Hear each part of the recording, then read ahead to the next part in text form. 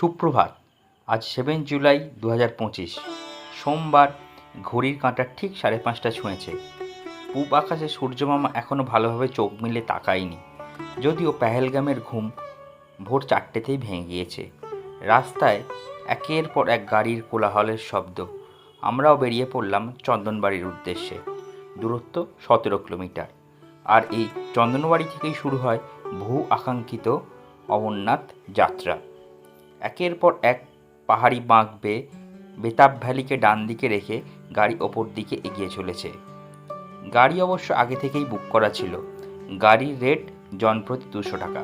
আমরা 8 জন ছিলাম, আমাদের টোটাল লেগেছে 1600 টাকা। পবিত্র অমরনাথ গুহার এই যাত্রাপথে চন্দনওয়াড়িতে মহাদেব রেখে গিয়েছিলেন মাথার চাঁদকে। আজকে আমি শোনাবো অমরনাথ যাত্রার পৌরাণিক গল্প।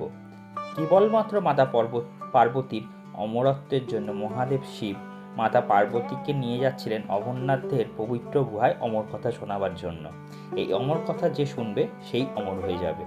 মহাদেবের যাত্রাপথে পেহেলগামে রেখে যান নন্দী মহারাজকে, চন্দনবাড়িতে রেখে যান মাথার চাঁদকে, শেষনাকে রেখে যান গলার সাপকে, মহাগুণ টপে রেখে যান প্রিয় পুত্র গণেশকে, আর তরণীতে রেখে যান পৃথিবী তৈরির 5টি উপাদান: পৃথিবী, আকাশ, জল, বায়ু, অগ্নিকে।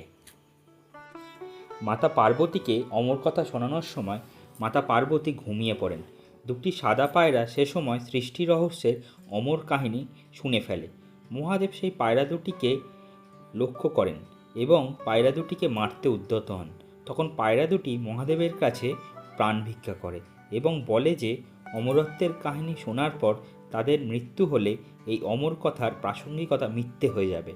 তখন মহাদেব তাদের ক্ষমা করে দেন এবং পায়রা দুটি অমরত্ব লাভ করে। এখনও নাকি তাদের পবিত্র গুহাতে দেখা মেলে প্রতি বছর। এই হলো অমরনাথের পবিত্র গুহার অমরত্বের কাহিনী। কথা বলতে বলতে আমাদের গাড়ি সামনের দিকে এগিয়ে চলেছে। বেশিরভাগ পথটাই আমরা অতিক্রম করে ফেলেছি।